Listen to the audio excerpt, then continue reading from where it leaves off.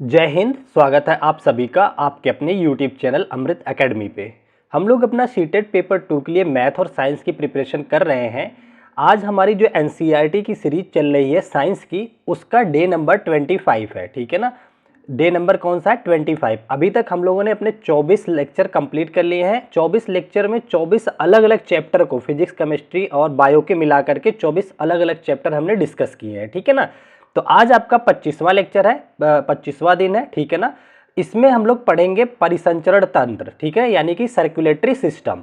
ठीक है ना, वैसे तो इस चैप्टर का नाम है ट्रांसपोर्टेशन अगर एनसीईआरटी के थ्रू देखा जाए, लेकिन उसके अंदर हमें पढ़ना यही होता है क्या? परिसंचरण तंत्र के बारे में। यहाँ पे हम लोग परिसंचरण और उत्सर्जन दोनों के बारे में पढ़ेंगे। ठीक है ना, इवन एनिमल और साथ ही साथ पौधों में भी। ठीक है, तो चलिए बिना टाइम वेस्ट किए आज की क्लास को हम लोग शुरू करते हैं। और जो लोग चैनल पे नए हैं वो लोग प्लीज चैनल को सब्सक्राइब जरूर कर लीजिएगा। ठीक है ना, देखिए एक बात ध्यान से सुन लीजिए, जो बातें मैं यहाँ पे बता रहा हूँ बस उसको ध्यान से सुन लो। बहुत निचोड़ लेकर के आया हूँ चैप्टर का।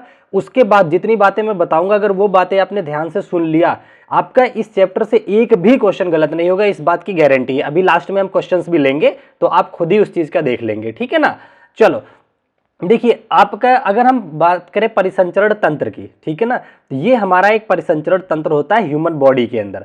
इसमें क्या होता है, जो हमारे शरीर में ब्लड होता है, ब्लड का शरीर के हर एक पार्ट में गमन करना विद किसके साथ? ऑक्सीजन को लेकर के, इसी को बोला जाता है परिसंचरण। ठीक है ना, और परिसंचरण काम करने में जो सारी चीजें इन्वॉल्व होती हैं उन्हें बोला, उस सबको मिलाकर के परिसंचरण तंत्र बोला जाता है। जैसे इसमें देखिए क्या है, जैसे यहाँ पे हमारा ये हार्ट है। ठीक है ना, ये हार्ट की संरचना होती है, अभी हम सब डिटेल में पढ़ेंगे।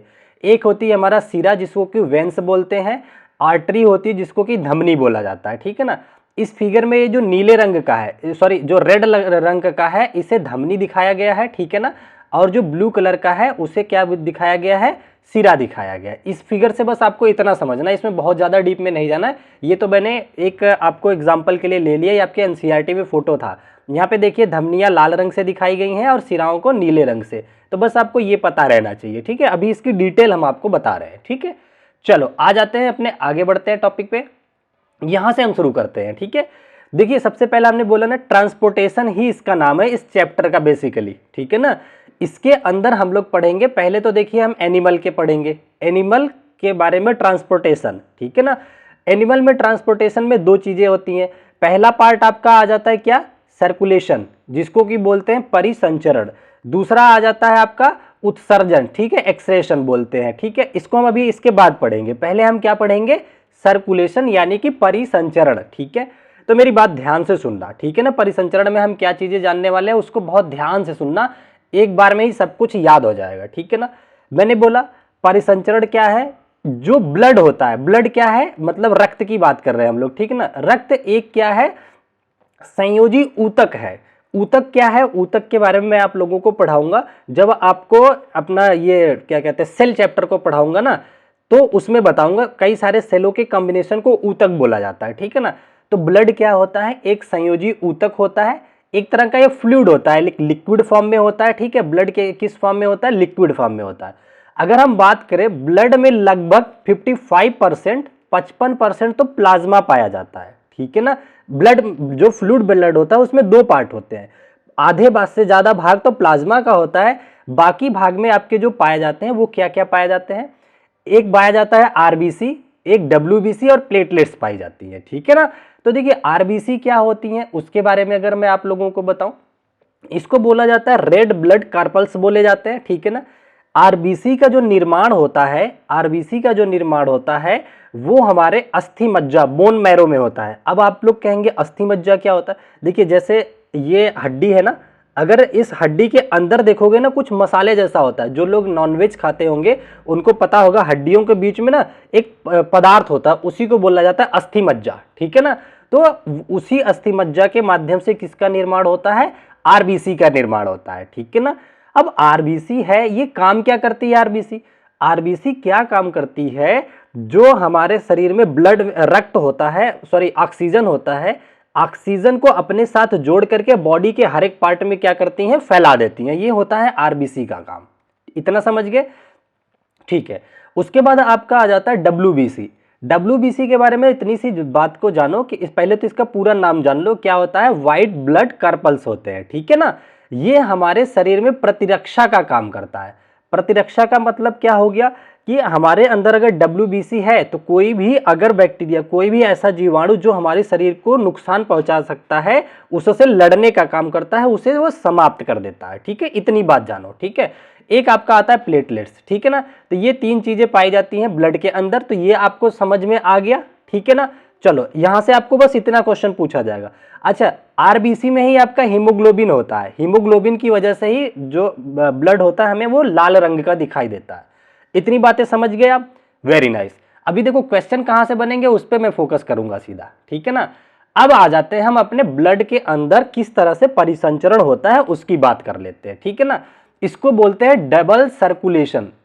डबल सर्कुलेशन का मतलब क्या होता है, बॉडी के अंदर पहले मतलब डीऑक्सीजनेटेड ब्लड जाता है, उसके बाद ऑक्सीजनेटेड ब्लड जाता है, 2 तरीके से सर्कुलेशन होता है। इसका नाम जो होता है डबल सर्कुलेशन होता है, ठीक है ना। ये आपका जो फिगर दे रखा है ये आपका किसका है, ये एनसीईआरटी का फिगर है। इसमें समझो, पहले बात को समझना बहुत ध्यान से। ये हो गया क्या, हार्ट की संरचना हो गई। हार्ट से जुड़ा हुआ ये जो पार्ट दिख रहा है ना, ये इसे बोला जाता है फेफड़ा, ठीक है ना, यानी कि लंग्स बोला जाता है।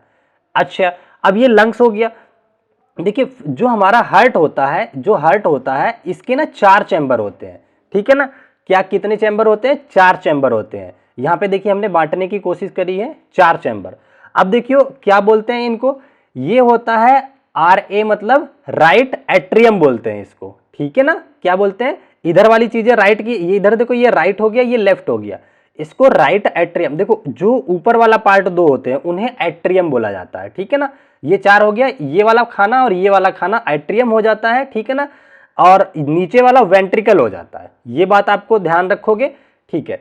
तो ये आपका जो है राइट एट्रियम है, ये आपका लेफ्ट एट्रियम हो जाता है। नीचे आ जाइए, ये राइट वेंट्रिकल है, ये लेफ्ट वेंट्रिकल है। पहले तो ये हार्ट के बारे में सिंपल सी बात, 4 चैम्बर होते हैं, ये बात आपको समझ आ गई, ठीक है ना। चलो जब ये आपको बात समझ आ गई तो अब एक बात और आप ध्यान में रख लो। ब्लड शरीर के अंदर हमने अभी जब ऊपर फिगर दिखाया था आपको 2 चीजें दिखाया था, एक दिखाया था वेंस यानी कि सिरा, दूसरा दिखाया था धमनी यानी कि आर्टरीज, ठीक है ना। अब ये क्या काम करते हैं, धमनी जो होती हैं उनके बारे में सुन लो, ठीक है ना। अच्छा, धमनियां जो होती हैं ये देखो, हार्ट से ऑक्सीजनेटेड ब्लड मतलब +O2 इसमें रहता है, ऑक्सीजन वाले जो ब्लड होते हैं, जो प्योर ब्लड होते हैं, ठीक है ना। देखो क्या करता, चलो इधर से बताता हूं, पहले सिरा से समझते हैं, ठीक है ना। जैसे हमारी शरीर है, शरीर में बहुत सारे क्या होते हैं, मतलब जो ब्लड होता है अनऑक्सीजनेटेड है, उसमें ऑक्सीजन नहीं मिला हुआ है, तो क्या करती हैं सिराएं जो होती हैं, सिराएं हमारी सिराएं जो होती हैं वो अनऑक्सीजनेटेड मतलब जिसमें कार्बन डाइऑक्साइड होता है, ऑक्सीजन नहीं होता है, उनको लेके जाती हैं कहाँ पे, राइट एट्रियम में, ठीक है ना। राइट एट्रियम में डालने के बाद यहां से यहां से राइट एट्रियम के बाद ये जो है फुफ्फुस धमनी मतलब पल्मोनरी आर्टरीज की हेल्प से लेकर के कहां चली जाती हैं, ये फेफड़े में। कौन सा, अनऑक्सीजनेटेड ब्लड, ठीक है ना, मतलब गंदा खून। ये ऐसे याद रखोगे तो ज्यादा याद रखेगा। जो पल्मोनरी धमनी होती है, ठीक है ना, फुफ्फुस धमनी होती है, वो गंदे खून को लेकर के फेफड़े के पास जाता है, फेफड़ा उसको कर देता है प्योर, ठीक है ना। अब जब फेफड़े ने प्योर कर दिया तो फुफ्फुस सिरा, ये बात अब ध्यान रखना, जो फुफ्फुस सिरा है वो लेकर के आ जाता है लेफ्ट एट्रियम में, फिर यहां से माध्यम से धमनी से होते हुए धमनी लेकर के चली जाती है शरीर के अदर पार्ट में, ठीक है ना। तो ये काम होता है। एक तो पहले बात ये याद रखना, जो हमारी धमनी होती हैं ये कैसे ब्लड का संचार करती हैं, परिसंचरण करती हैं, तो आप कहोगे ऑक्सीजनेटेड यानी कि शुद्ध का, ठीक है ना। और सिराएं क्या कम करती हैं, अशुद्ध रक्त का, अशुद्ध रक्त का क्या करती है, परिसंचरण करने का काम करती हैं। तो ये बात पहले ही आपको याद हो गया। शुद्ध और अशुद्ध कौन लेके जाती हैं, धमनियां शुद्ध ब्लड लेके जाती हैं, सिराएं अशुद्ध ब्लड को संचारण करती है, बस इतना ही याद रखो, ठीक है। लेकिन इसमें एक अपवाद है। अपवाद क्या है, मैंने बोला कि धमनियां शुद्ध लेके जाती हैं, लेकिन जो एक पल्मोनरी आर्टरीज होती है, फुफ्फुस धमनी होती है, वो अशुद्ध ब्लड लेके जाती है, ये बात याद रखोगे। अपवाद में क्या रखोगे, धमनी शुद्ध होती है, शुद्ध रक्त को परिसंचरण करती है, लेकिन उसी का एक पार्ट होता है फुफ्फुस धमनी जो कि अशुद्ध का लेके जाती है, तो ये याद रखोगे। उसी तरीके से सिरा का एक अपवाद होता है। वैसे तो सिराएं सारी अशुद्ध रक्त का परिवहन करती हैं, लेकिन जो फुफ्फुस सिरा है वो शुद्ध रक्त का परिवहन करता है। ये बात आप याद रखोगे, ठीक है ना। अच्छा, इसके बाद ये जहां पे आके मिलती है इन्हें पतली पतली नाड़ियां हो जाती हैं, इनको केशिकाएं बोला जाता है। क्या बोलते हैं? केशिका बोला जाता है, ठीक है ना। अच्छा, एक चीज का ध्यान जरा देना, यहाँ पे देखोगे ना, यहाँ पे जो होता है, अरे मैंने ये क्या बना दिया, रुक जाओ, ये मैं लिख देता हूं फिर से, ये आर था यहाँ, ठीक है ना। यहाँ पे एक देखोगे कपाट लगा होता है, कपाट का मतलब कीवाड़ लगी होती है। कैसे? इस तरीके से कीवाड़ लगी होती है। ये क्या काम करता है? ऊपर से ब्लड इस तरह से नीचे आता है, ठीक है ना। यहां से जो ब्लड आया, ये जो सिरा ने इसके अंदर ब्लड को क्या किया, यहां से ले जाकर के ब्लड छोड़ा, ये ब्लड इधर आया ना। तो अब ब्लड जो है बैक फ्लो ना कर जाए, उसके लिए सिराओं में यहां पे क्या लगा होता है? कीवाड़ लगा होता है, जिसको कि कपाट बोला जाता है, ठीक है ना। तो आपसे क्वेश्चन पूछेगा कि कपाट जो होता है धमनी के अंदर होता है या सिरा के, तो आप बोलोगे सिरा के अंदर होता है। क्यों होता है? क्योंकि ये डर रहता है कि जो सिरा ने अनऑक्सीजनेटेड ब्लड को अंदर डाला है, कहीं वो बैक फ्लो होकर के बाहर वापस ना आ जाए। इसलिए आप सोचो, इस तरह से दरवाजा है, आने के लिए रक्त तो आराम से आ गया, लेकिन नीचे से अगर प्रेशर लगेगा तो ये यूं करके बंद हो जाएगा, ठीक है ना। ऐसे खुलेगा, ऐसे बंद हो जाएगा। तो इसलिए ये दरवाजा इस तरह से खुलता है, ऐसे बंद हो जाता है, इसे कपाट बोलते हैं, ठीक है ना। तो ये याद रखोगे, क्यों होता है? ताकि बैक फ्लो ना हो पाए। बात इतनी समझ गए? चलो, अच्छा, यहां तक चीजें आपको समझ आ गई होंगी, ठीक है। अच्छा, एक मैं तरीका बता देता हूं, अगर किसी को ये भूल जाता है कि शुद्ध रक्त कौन ले जाती है, अशुद्ध कौन ले जाती है, तो देखो धमनी से ऐसे याद रखो, धनी व्यक्ति थोड़े साफ सुथरे होते हैं। वैसे तो सारे लोग साफ सुथरे होते हैं, लेकिन धनी की अगर बात करें तो वो और ज्यादा महंगे कपड़े, धनी मतलब साफ सुथरे पहनते हैं। तो ऐसे याद रखना, बस याद रखने के लिए कि जो धमनी है वो मतलब आर्टरीज है, वो शुद्ध रक्त ले जाती है। बस अपवाद में याद रखना, फुफ्फुस वाले इनके अपवाद है, सारे फुफ्फुस उल्टे काम करते हैं, ठीक है। तो ये आपसे पूछा जाएगा। अच्छा, अभी ये अपना धमनी और सिरा खत्म नहीं हुआ, इसके बारे में अभी और डिटेल में आपको बताऊंगा, ठीक है ना। चलो, ये आ गया। अब देखिए, यहाँ पे एक होता है ये महासिरा।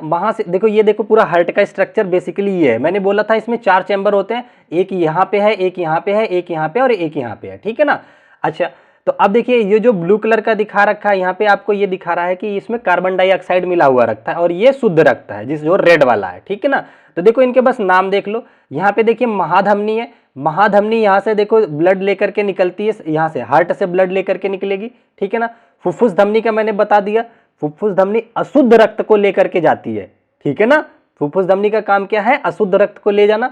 अच्छा, ठीक है। यहाँ पे देखिए फिर सिराएं हैं, सिराओं का क्या काम होता है? अशुद्ध रक्त ले जाना। बायां अलिंद, देखो एट्रियम को अलिंद भी बोला जाता है हिंदी में, तो ये एट्रियम हो गया आपका, ठीक है ना। हाँ, एट्रियम ही बोला था ना। हाँ, एट्रियम और वेंट्रिकल्स होते हैं, ठीक है। और ये नीचे वाले को निलय, जिसको कि वेंट्रिकल बोला जाता है। तो ये सारी चीजें आप जान गए, ये दायां निलय हो गया है, बायां निलय हो गया।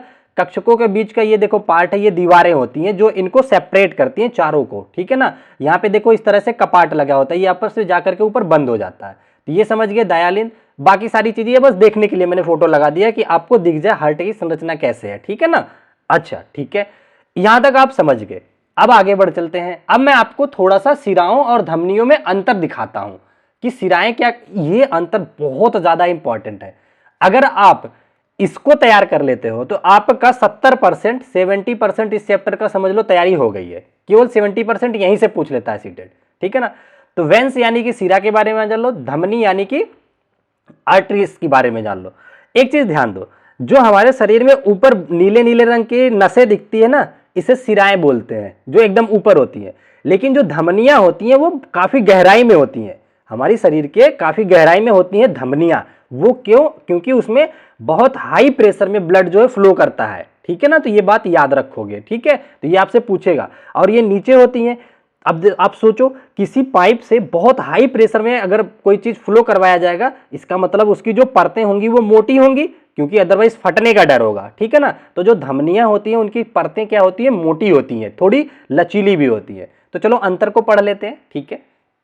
यहां पे देखो, कह रहा है रुधिर को अंगों से हृदय में या हृदय की ओर ले जाती है। कौन? सिराएं। मैंने दिखाया था ना कि शरीर से अपशिष्ट वाले जो गंदे ब्लड हैं उनको लेकर के कहां जाती हैं? हार्ट के पास जाती हैं, और राइट एट्रियम में लेकर उड़ेल देती हैं, वहां एक कपाट लगा होता है। ये सीख लिया आपने। अगर हम धमनी की बात करें, रुधिर को हार्ट से अंग की तरफ, शरीर की तरफ ले जाने का काम करती हैं, एक अंतर हो गया। दूसरा सुनो, फुफ्फुसी सिरा, मैंने बताया ना, जो पल्मोनरी वो आर्टरीज होती हैं, आपकी वेन्स होती हैं, के अतिरिक्त सब अशुद्ध रक्त ले जाती है, केवल पल्मोनरी शिरा होती है वो शुद्ध रक्त ले जाती है। इसका फुफ्फुस धमनी केवल अशुद्ध ले जाती है, बाकी सब धमनियां शुद्ध ले जाती है। दो बातें याद हो गई।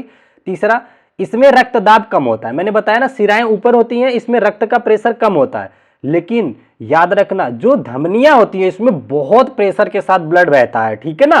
कभी आप देखोगे धमनी अगर कट जाती है, जैसे अगर खरोच लग गई ना, केवल ये शिरा अगर कटी है तो हल्का सा ब्लड ऊपर आकर के फैल जाता है, ये देखा होगा।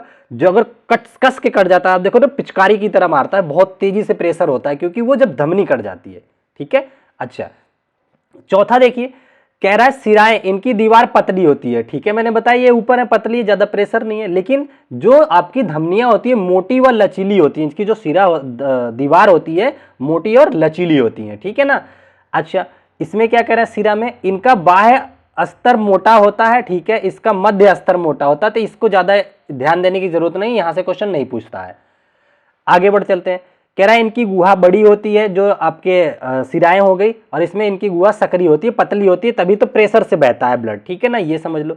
यहाँ कह रहा है शिराओं की दीवार पतली होने के कारण खाली होने पर पिचक जाती है। शिराएं जो होती है ना, अगर कुछ नहीं रहेगा तो ये पिचक जाएंगी, ठीक है ना। लेकिन वहीं आप देखेंगे जो धमनियां होती हैं, इनकी दीवारें मोटी होती हैं, तो ये खाली होने पर भी पिचकती नहीं है, खुली रहती है, ठीक है ना। अच्छा, ये हो गया।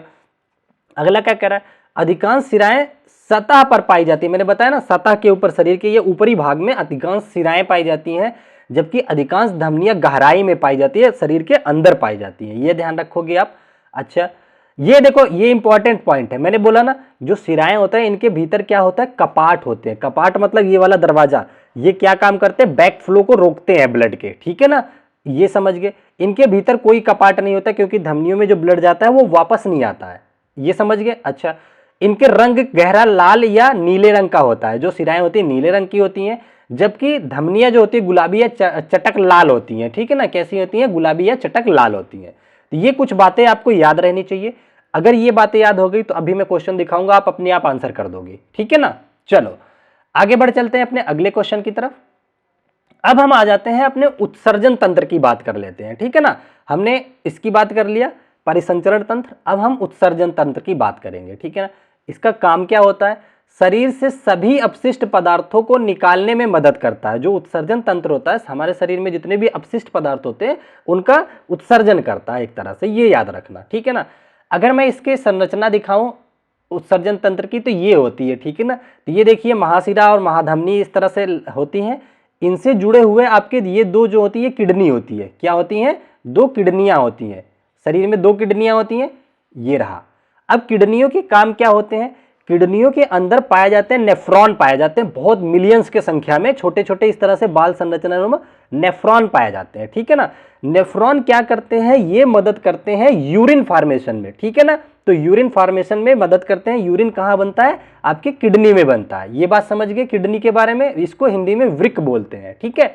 अच्छा, अब यहां से जब यूरिन फॉर्म हो जाता है तो ये आपका मूत्रवाहिनी यानी कि यूरेटर के हेल्प से आकर के कहां जमा हो जाता है, मूत्राशय में, ठीक है ना। इसे बोलते हैं क्या, पहले देखो किडनी में क्या बना, मूत्र का निर्माण होता है, फिर ये मूत्रवाहिनी की हेल्प से कहां आ जाता है, मूत्राशय में आ जाता है, जिसको कि यूरिनरी ब्लैडर बोलते हैं, ठीक है ना। उसके बाद आगे मूत्र मार्ग होता है, जहां से ये शरीर से बाहर निकाल दिया जाता है, ठीक है ना, यूरेथ्रा बोलते हैं, ठीक है। तो ये आपका उत्सर्जन तंत्र हो गया। उत्सर्जन तंत्र में क्या क्या चीजें आती हैं, याद कर लो। किडनी इन्वॉल्व होगी, किडनी के अंदर नेफ्रॉन होते हैं, ये बात याद रखना। उसके बाद दूसरा स्टेप क्या होता है, मूत्रवाहिनियां होती हैं। तीसरे स्टेप में क्या होता है, आपका ये मूत्राशय होता है। उसके बाद क्या होता है, मूत्ररंध्र या मूत्र मार्ग होता है, ठीक है, ये याद रखोगे। तो कई बार आपसे ना यह स्टेप ही पूछ लेता है। सबसे पहले क्या आएगा, वृक्क आएगा। वृक्क के बाद क्या आएगा, ये दूसरी स्टेप में हमारे कितने क्या आया था, मूत्रवाहिनियां आई थी। फिर उसके बाद क्या आया था, मूत्राशय आया था। फिर उसके बाद क्या आया था, मूत्र मार्ग आया था, ठीक है ना। तो ये आपको सीक्वेंस याद रहना, क्योंकि एनसीईआरटी में सीक्वेंस को बताया गया है और सीटेट जो है सीक्वेंस से ही क्वेश्चन पूछता है आपसे। तो ये सीक्वेंस आपको पता रहने चाहिए। अभी आपको क्वेश्चन भी दिखाऊंगा, ठीक है ना। तो उत्सर्जन के बारे में समझ गए।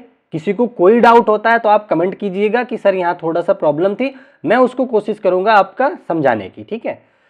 अब हमने जंतु के बारे में तो पढ़ लिया, उत्सर्जन भी पढ़ लिया और परिसंचरण भी पढ़ लिया। अब हम पढ़ेंगे किसके बारे में, ट्रांसपोर्टेशन पढ़ेंगे किसके बारे में, पौधों के बारे में, ठीक है ना। तो देखिए ये छोटा सा है, 2 पॉइंट इसमें याद रखना, ठीक है ना। देखो नीचे जो होता है आपको पता है, नीचे जल होता है और खनिज लवण भी पृथ्वी के अंदर पाए जाते हैं। और ये जो यहाँ पत्तियां होती है, क्लोरोफिल की वजह से यहाँ पौधे क्या बनाते हैं, अपना फूड प्रिपेयर करते हैं, ठीक है ना। तो लेकिन एक बात बताओ, खाना बन गया, यहाँ मिनरल्स हैं, अब इनको ऊपर नीचे ले भी तो जाना होगा, ट्रांसपोर्ट भी तो करना होगा, वो किसकी हेल्प से होते हैं वो याद रख लेना, ठीक है ना।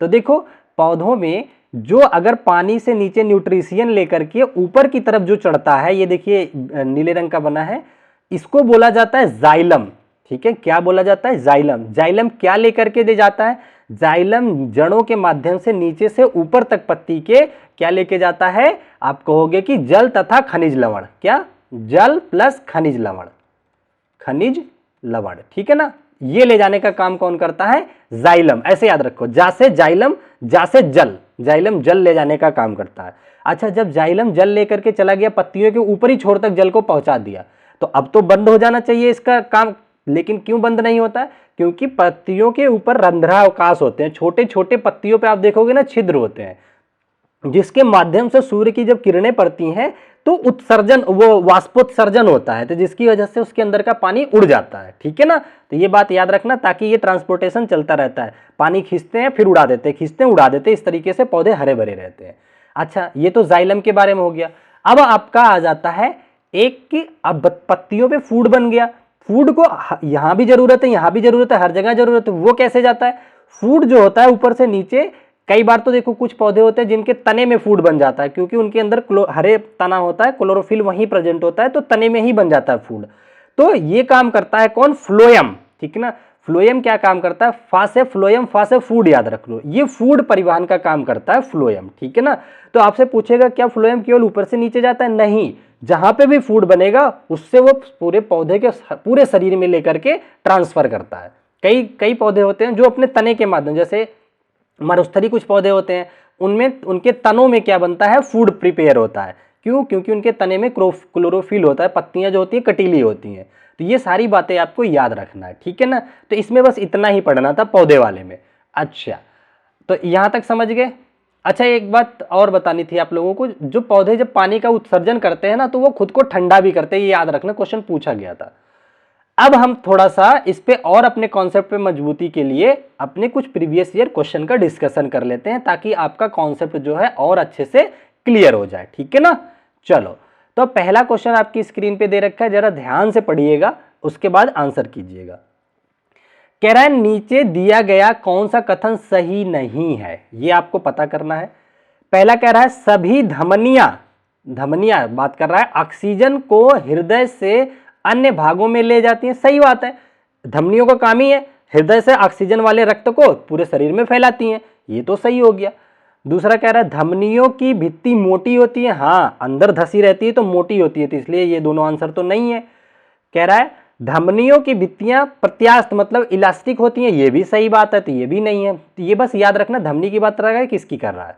अब आ जाते हैं डी, डी आपका कह रहा है, तो यही आंसर होगा। कह रहा है सभी धमनियां ऑक्सीजन समृद्ध रक्त को ले जाती हैं, क्या बताओ मैंने क्या कहा था, सभी नहीं ले जाती, एक अपवाद है, कौन, फुफ्फुस धमनी, ठीक है ना। तो डी आपका करेक्ट हो गया, क्योंकि इसने बोला सभी धमनियां लेके जाती है, भैया सभी तो नहीं ले जाती हैं, फुफ्फुस धमनी जो है अनऑक्सीजनेटेड लेके जाती है। तो पहले का आंसर पता चल गया, मैंने बोला था ना जिसने डिफरेंस वाला चैप्टर अच्छे से क्लियर कर लिया उसको सब क्लियर हो जाएगा। अच्छा, सेकंड क्वेश्चन पे आ जाते हैं। इसमें आपसे कह रहा है कि मानव परिसंचरण तंत्र में एक्स कुछ है, वे रक्त कोशिकाएं हैं जो ऑक्सीजन रहित रक्त ले जाती है। मुझे बताओ हमारे परिसंचरण तंत्र में कौन सी सिरा वो है, रक्त कोशिकाएं हैं जो ऑक्सीजन रहित मतलब बिना ऑक्सीजन वाली चीजें लेके जाती हैं, ब्लड ले जाती हैं। तो आप कहोगे कि सर ये तो सिरा की बात हो रही है, इसका मतलब हमारा आंसर जो शुरू होगा सिरा से होगा, ये तो कट गया, यहां और ये भी कट गया, ठीक है ना, सिरा से होगा। कह रहा है ऑक्सीजन रहित बोला है ना, हाँ देख लें कभी सहित ना बोल दे, नहीं तो गड़बड़ हो जाएगा हिंदी इंग्लिश में, ठीक है। ये रखा है डीऑक्सीजनेटेड, ठीक है कोई बात नहीं, सिरा की बात हो रहा है। और क्या कह रहा है, कह रहा है और उनकी भित्तियां वाई होती हैं। तो सिराओं की भित्तियां कैसी होती हैं, आप कहोगे कि सर पतली होती हैं, यहाँ पे सिरा, यहाँ सिरा, यहाँ पे पतली है, यहाँ पे मोटी कह दिया, तो इसको काट दो, आपका ये आंसर हो गया। जिसको बोला था, जिसको सिरा और धमनी के कॉन्सेप्ट क्लियर है, वो आंसर कर देगा अपने आप, ठीक है ना। आगे भी पढ़ लेते हैं। कह रहा है जेड जो है रक्त को फेफड़े से हृदय तक ले जाता है, ठीक है ना। जेड क्या काम करता है, रक्त को फेफड़े से हृदय ले जाने का काम करता है। तो जेड क्या हो गया, फुफ्फुस की बात कर रहा है, फुफ्फुस सिरा की बात कर रहा है, ठीक है ना। वैसे ये दो से ही आंसर बन गया था आपका। चलो यहां तक हो गया, मैं थोड़ा सा पानी पीऊंगा, तब तक आप लोग और विचार कीजिए इस पे। ठीक है, देखो अगर वीडियो पसंद आती है तो प्लीज एक छोटा सा कमेंट कर दिया करिए। मैं आप लोगों से बहुत ज्यादा डिमांड नहीं कर रहा हूं, ठीक है, ताकि मुझे थोड़ा सा समझ आए। आप लोगों को फीडबैक, देखो आप लोगों ने सीडीपी भी पढ़ा हुआ, फीडबैक बहुत जरूरी होता है, चाहे वो टीचर हो चाहे स्टूडेंट हो, ठीक है ना। तो इससे मुझे पता चलता रहता है कि हाँ आप लोग पढ़ रहे हो, कैसा पढ़ रहे हो, सब समझ आता है, ठीक है। अच्छा, अगला क्वेश्चन है, ये तीसरा हो गया, चौथा, चलो कोई भी हो। इस क्वेश्चन में कह रहा है कि एक्स जो है लाल रक्त कोशिकाओं के निर्माण के लिए आवश्यक होता है।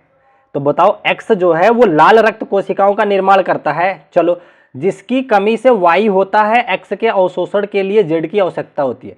पहले तो ये बात करो, अगर ऑप्शन में आ जाए कैल्शियम नहीं होता है, ये तो काट दो कैल्शियम, ठीक है ना। जो आयरन होता है ना, कहते हैं ना कि अगर आपके शरीर में हीमोग्लोबिन की कमी हो जाती है तो डॉक्टर बोलता है पालक खाओ, क्यों, क्योंकि पालक में पाया जाता है आयरन, ठीक है ना। तो ये बात आपको याद रखनी है। तो कह रहा है एक्स लाल रक्त कोशिकाओं मतलब आरबीसी का निर्माण करता है, तो एक्स तो हमारा आयरन हो गया पहली बात। और क्या कह रहा है, जिसकी कमी से वाई रोग होता है, तो आयरन की कमी से कौन सा रोग होता है, एनीमिया रोग होता है। बच्चे को पता है, इसने एनीमिया यहां पे भी दे रखा है, यहां पे भी दे रखा है। अच्छा, कह रहा है एक्स के अवशोषण के लिए जेड की आवश्यकता होती है। तो अगर आप चाहते हैं एक्स आपके अंदर आए, एक्स का मतलब हो गया आयरन लेना चाहते हैं, तो आपको डॉक्टर बोलता है आयरन खट्टे फलों यानी कि विटामिन सी से मिलता है, ठीक है ना। तो यहाँ पे जो करेक्ट आंसर हो जाएगा आपका बी ऑप्शन हो जाएगा, विटामिन सी, ठीक है ना। तो ये समझ, यहाँ ए दे रखा है इसलिए ये भी कट गया, ठीक है। चलो आगे बढ़ते हैं, क्वेश्चन नंबर 4 की तरफ चलते हैं। अगला क्वेश्चन नंबर आपका 4 है, ठीक है ना। ये देखिए 4th नंबर पे क्या कह रहा है, ध्यान से इसको भी पढ़ना है आपको क्वेश्चन को। ये हाँ, इसमें कह रहा है मानवों में सिराओं के संदर्भ में, सिरा, ठीक है, वेंस के संदर्भ में निम्न से कौन से कथन सही हैं, ठीक है ना। तो आ जाओ देखते हैं। कह रहा है ये अधिकतर हृदय की ओर कार्बन डाइऑक्साइड रुधिर लेके जाने का काम करते हैं। बात तो सही कह रहा है, हृदय की ओर ले जाते हैं, क्योंकि धमनियां जो होती हैं अंगों की ओर ले जाती हैं, जबकि जो सिराएं होती हैं वो हृदय की ओर ले जाती हैं। यहाँ सिरा की बात कर रहा है, तो ये तो सही है। दूसरा क्या कह रहा है, इनकी भित्ति मोटी होती है क्या, नहीं, ये हो गया गलत, ठीक है ना। तो जहां बी दे रखा है वो ऑप्शन तो ऐसे ही काट दो। अब यहां बी है, ये कट गया, यहां बी है, ये भी कट गया, ठीक है ना। अच्छा, तो सी की बात कर लेते हैं। कह रहा है इसमें पार्ट होते हैं यानी कि कपाट होते हैं जो रुधिर को एक दिशा में प्रवाहित करवाते हैं। बिल्कुल सही बात है, मैंने बताया था सिराओं में एक कपाट होता है दरवाजे जैसा, जो चाहता है कि ब्लड केवल नीचे जाए, इधर ना फ्लो करे, बैक फ्लो ना करे, ठीक है ना। तो सी सही हो गया। डी क्या कह रहा है आपसे, वैसे देखो अब आप आंसर कर सकते हो क्योंकि जो भी ऑप्शन है वो 3 वाले हैं, तो आपका ए सी तो कहीं दिया ही नहीं, इसका मतलब सी के साथ डी आंसर आएगा ही आएगा, ठीक है। तो यहाँ पे करेक्ट हो गया। वैसे बी काटने से तो ये भी कट ही गया था। चलो, लेकिन डी देख लेते हैं। कह रहा है ये त्वचा के नीचे पृष्ठ पर अवस्थित होती है, त्वचा के नीचे होता है, पर बहुत ज्यादा गहराई के वर्ड नहीं यूज किया, इसलिए ये सही हो जाएगा, ठीक है ना। तो यहाँ पे ए सी डी आपका करेक्ट हो जाएगा। अब भित्ति मोटी होती है, ये बिल्कुल गलत बात कह रखा है, ठीक है।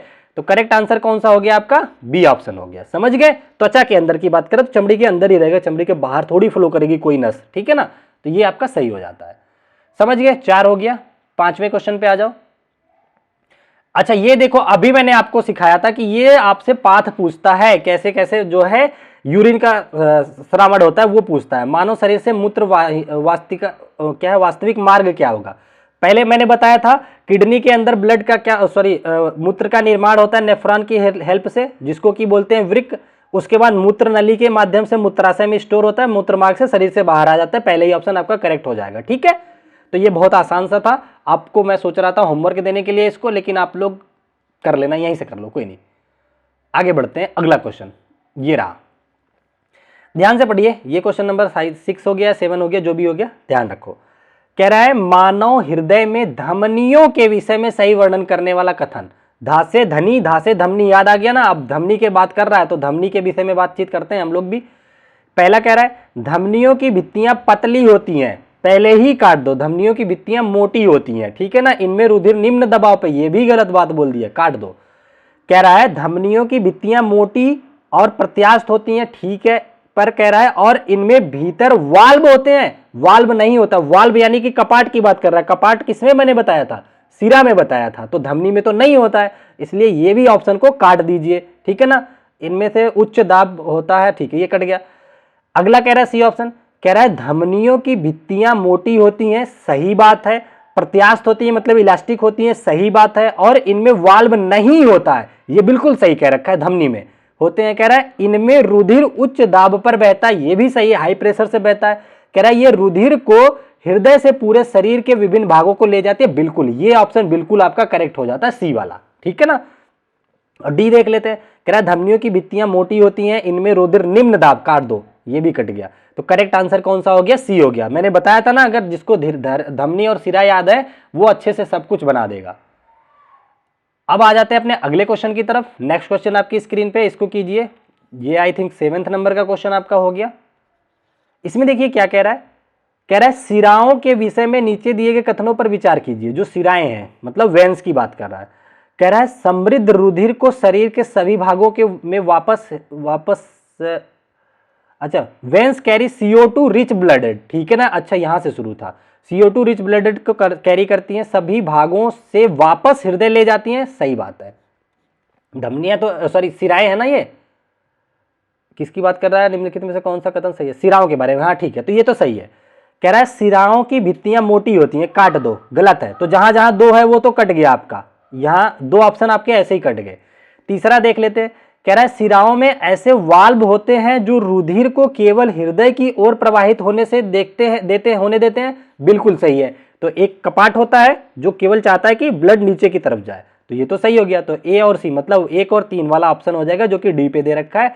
D is the correct answer, ठीक है ना। अगर समझ में आया है तो प्लीज कमेंट जरूर कीजिएगा और लाइक सब्सक्राइब तो जरूर कर लीजिएगा, ठीक है ना। चलो 7 हो गया, ये क्वेश्चन नंबर आपका 8 आ जाता है। 8वें क्वेश्चन में आपसे क्या कह रहा है, इसको ध्यान से पढ़िएगा, ठीक है ना। काफी अच्छा क्वेश्चन है आपका। इसमें आपसे कहना चाह रहा है कि धमनियों के विषय में नीचे दिए गए कथनों पर विचार कीजिए। देखिए फिर से धमनियों के बारे में पूछ लिया है, तो ये विचार आप खुद भी कर सकते हैं, लेकिन मैं बता देता हूं। कह रहा है धमनियां वे रुधिर वाहिनियां हैं जो ऑक्सीजन समृद्ध रुधिर को हृदय से उच्च दाब पर शरीर के भागों में ले जाती हैं, बिल्कुल सही बात है, ठीक है ना। अगला क्या कह रहा है, यह सुनिश्चित करने के लिए कि रुधिर केवल हृदय से शरीर के सभी भागों की ओर प्रवाहित होता है, धमनियों में वाल्व होते हैं। बताओ धमनी में वाल्व कहीं लगा होता है? तो आप कहोगे कि सर नहीं, 2 आ गया, 2 देख के 2 काट दो, यहां 2 था, यहां 2 काट दिया। अगला क्या कह रहा है, कह रहा है धमनियों की भित्तियां अपेक्षाकृत पतली होती हैं। क्या धमनियों की भित्तियां पतली होती हैं क्या? गलत बात है, ये भी गलत हो गया, तो ये भी कट गया। केवल एक ही ऑप्शन बचा जो कि ए ऑप्शन है, ए आपका करेक्ट आंसर हो जाता है, ठीक है ना। और अगर क्वेश्चन देखें तो आई थिंक अब ये आपका लास्ट क्वेश्चन था आपका आज का, ठीक है ना। आई होप आपको वीडियो जरूर पसंद आई होगी, और पसंद आई तो प्लीज लाइक शेयर सब्सक्राइब करना ना भूलना, ठीक है ना। क्योंकि काफी अच्छे से देखो 25 चैप्टर हमने करवा दिए आपके। जो अगर ये 25 चैप्टर कर लेता है और 20 डेज सीरीज में अब मैं प्रैक्टिस कराना शुरू करा दिया हूं, उसको कर लेता है, आप लिख के ले लेना मेरे से, आपके 30 में 30 से 28-30 तो जरूर आ जाएंगे, केवल अगर हम साइंस की बात करते हैं तो, ठीक है ना। इसी तरीके से हमने मैथ कराया, उसमें भी आप 28-30 ले आ सकते हैं अगर आप मेहनत करते हैं तो, ठीक है ना। चलो तो आज की क्लास को यहीं रखते हैं, फिर मिलेंगे आप लोगों से नेक्स्ट क्लासेस में। तब तक के लिए आप अपना ध्यान रखें। Bye bye, take care, thank you so much, जय हिंद।